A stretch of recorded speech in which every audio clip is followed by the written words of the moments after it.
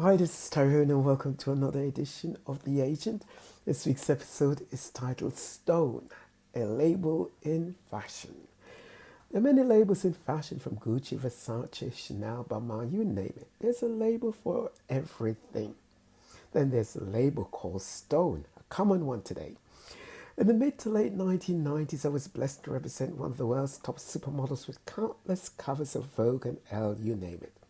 One day she did something that she would later regret, one that would still haunt her some 20 years later, even though she had acknowledged her transgressions and paid the price for her sins. Sad part, people who never knew or even met her would gleefully mock and bring up the label as if they were there when everything happened. Her issues stemmed from a period in her life that had sprung out of control due to bad choices and decisions of boyfriends who took advantage of her, stole her money, and supplied her with drugs. Thankfully, today she's a beautiful mom. You can do so many great things in life, but one bad mistake can haunt you for the rest of it.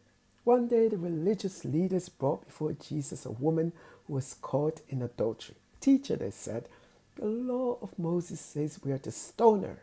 What do you say? Jesus said, he without sin cast the first stone. Slowly, each of them walked away because they knew they had sinned. Then he kneeled down and wrote in the sand. I assume, my theory is that Jesus wrote something like this beside their names.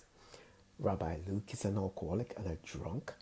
Reverend Judas steals monies from the tithes so that he can travel first class on a private jet.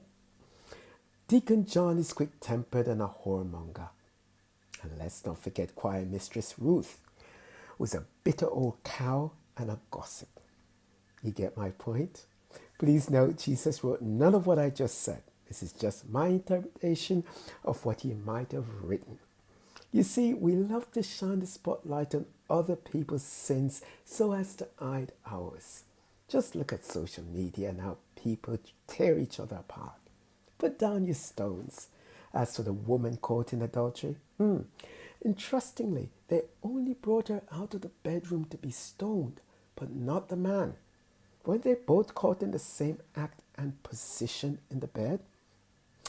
Well, sadly, she was dragged out to be stoned, but he wasn't. Like the model whose past label has been stuck on her, we too have past labels that God has forgotten. Let go of the labels we place on each other. Until next time, all I ask is that we be kind to each other. Because when we do, we will see the heart of the person we're about to stone staring right back at us. Let Christ be our label, a bright light in our lives. Shabbat Shalom. God bless you. Bye-bye.